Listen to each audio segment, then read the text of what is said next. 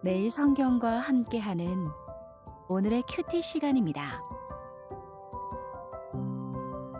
5월 27일 오늘의 말씀은 로마서 1장 1절에서 17절입니다.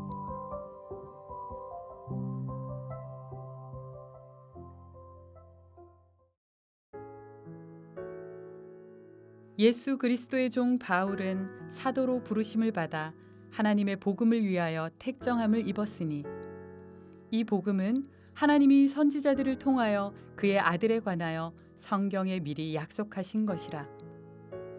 그의 아들에 관하여 말하면 육신으로는 다윗의 혈통에서 나셨고 성결의 영으로는 죽은 자들 가운데서 부활하사 능력으로 하나님의 아들로 선포되셨으니 곧 우리 주 예수 그리스도시니라. 그로 말미암아 우리가 은혜와 사도의 직분을 받아 그의 이름을 위하여 모든 이방인 중에서 믿어 순종하게 하나니 너희도 그들 중에서 예수 그리스도의 것으로 부르심을 받은 자니라. 로마에서 하나님의 사랑하심을 받고 성도로 부르심을 받은 모든 자에게 하나님 우리 아버지와 주 예수 그리스도로부터 은혜와 평강이 있기를 원하노라.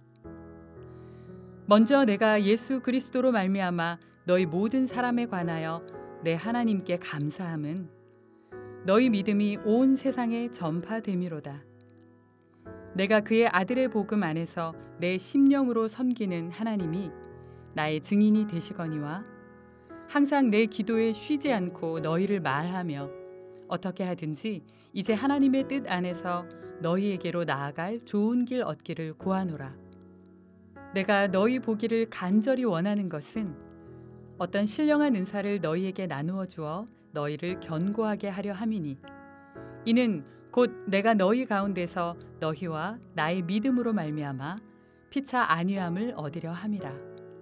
형제들아, 내가 여러 번 너희에게 가고자 한 것을 너희가 모르기를 원하지 아니하노니 이는 너희 중에서도 다른 이방인 중에서와 같이 열매를 맺게 하려 함이로되 지금까지 길이 막혔도다. 헬라인이나 야만인이나 지혜 있는 자나 어리석은 자에게 다 내가 빚진 자라. 그러므로 나는 할 수 있는 대로 로마에 있는 너희에게도 복음 전하기를 원하노라. 내가 복음을 부끄러워하지 아니하노니 이 복음은 모든 믿는 자에게 구원을 주시는 하나님의 능력이 됨이라. 먼저는 유대인에게요 그리고 헬라인에게로다.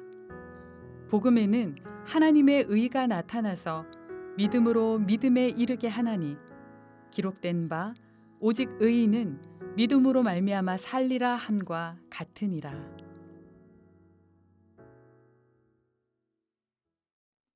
로마서는 바울이 로마 교회에 보내는 편지입니다. 바울은 3차 전도여행이 끝나가는 시점인 AD 57년경에 고린도에 머물면서 이 편지를 기록했을 것입니다. 그는 3번의 전도여행을 통해 예루살렘에서 일루리곤까지 복음을 전했고 이제는 이 지방에 일할 곳이 없다고 판단했습니다. 그의 시선은 지중해 동쪽을 넘어 로마 제국의 서쪽 끝인 스페인 지역을 향하고 있었습니다. 지금까지 안디옥 교회가 바울의 아시아와 마게도니아 선교를 위한 후원 교회가 되어 주었던 것처럼 바울은 로마 교회가 그의 스페인 선교를 위한 후원 교회가 되어 주기를 바랐습니다. 그래서 바울이 그들에게 가서 얼굴을 대면하고 복음을 설명하는 것이 최선이지만 지금 바울에게는 마케도니아 교회가 모금한 헌금을 가지고 예루살렘으로 가야 할 중요한 과제가 남아 있었습니다. 이 일은 바울의 선교 사역을 완성하는 마지막 단추가 될 것입니다. 사도행전 20장 이후의 기록은 바울의 예루살렘으로의 여정과 예루살렘에서 로마로 향하는 여정을 상세하게 다루고 있습니다. 바울은 선교적 요청 외에도 로마 교회가 안고 있던 유대인과 이방인의 갈등 문제를 해결하고자 했습니다. 로마 교회는 처음 유대인들이 시작한 교회지만 AD 49년 글라우디오 황제의 칙령으로 유대인들이 추방당한 후에는 이방인들이 교회의 다수를 차지하게 되었습니다. 후에 로마로 돌아온 유대인 그리스도인들과 남아있던 이방인 그리스도인 사이에는 갈등과 다툼이 발생했습니다. 특히 율법과 복음, 이스라엘과 교회의 관계에 있어서 첨예하게 대립했습니다. 바울은 예수 그리스도의 복음이 이런 갈등을 해소할 수 있다고 확신했습니다. 로마서는 당시 편지 양식을 따라 발신자에 대한 소개와 수신자에 대한 언급, 그리고 문안으로 편지의 서두를 엽니다. 발신자에 대한 장황한 소개는 편지 자체의 권위와 직결되어 있었기 때문에 매우 중요했습니다. 당시 편지들 중에는 편지의 권위를 담보하기 위해서 유명한 인사의 이름을 도용한 것들도 많았습니다. 바울은 자신을 복음을 위하여 부름받은 사도로 소개합니다. 그리고 곧 이어서 복음이 무엇인지 설명합니다. 복음은 한마디로 하나님이 약속하셨던 메시아, 곧 그리스도 예수에 관한 소식입니다. 그가 약속대로 다윗의 후손으로 태어나셨다는 소식입니다. 그리고 죄인들을 위해 죽으셨다는 소식이고 죽은 자 가운데서 부활하셔서 하나님의 아들로 선포되셨다는 소식입니다. 그 예수께서 바울을 복음을 이방 사람들에게 전하는 이방 사람들을 위한 사도로 부르신 것입니다. 바울은 수신자인 로마 교회 성도들에게 은혜와 평강으로 문안합니다. 로마 교회는 바울이 세운 교회가 아니었고 로마 교회 성도들 대부분은 바울이 얼굴을 알지 못하는 사람들입니다. 그런데도 바울은 그들을 위해 쉬지 않고 기도했다고 고백합니다. 그리고 항상 로마로 가서 그들 보기를 주님께 구했다고 말합니다. 지금까지 바울은 가고 싶은 곳을 자기 원대로 방문하면서 복음을 전하지 않았습니다. 주님이 그의 발걸음을 인도하는 대로 순종하며 나아갔습니다. 환영하면 머물렀고 복음을 거절하고 쫓아내면 그곳을 떠났습니다. 아시아에서 더는 갈 곳이 없어 방황할 때 주님은 그에게 마케도니아 사람 환상을 보여주며 그곳으로 건너가게 하셨습니다.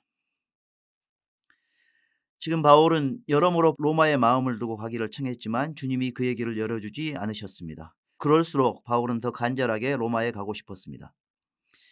그는 이방인에게 빚진 자였습니다. 이방 사람에게 복음을 전하라고 믿는 자들의 원수였던 그에게 자비를 베풀어서 그를 구원하셨기 때문입니다. 이런 이유로 바울은 늘 빚진 마음으로 복음을 전했습니다.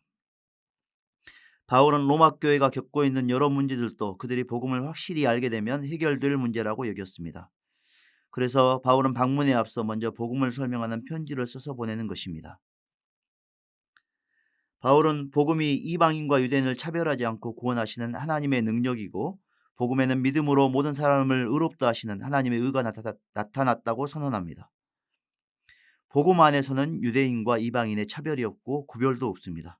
모두가 죄인이고 모두가 하나님의 능력으로 하나님의 자녀가 되었습니다. 그러니 인종과 신분을 두고 서로 다툴 이유가 없습니다. 혹시 부와 지위를 사람을 평가하는 척도로 삼고 있다면 우리는 다시 복음을 배워야 합니다. 혹시 율법이나 윤리의 잣대로 남을 판단하고 정죄하고 있다면 역시 복음을 다시 익혀야 합니다.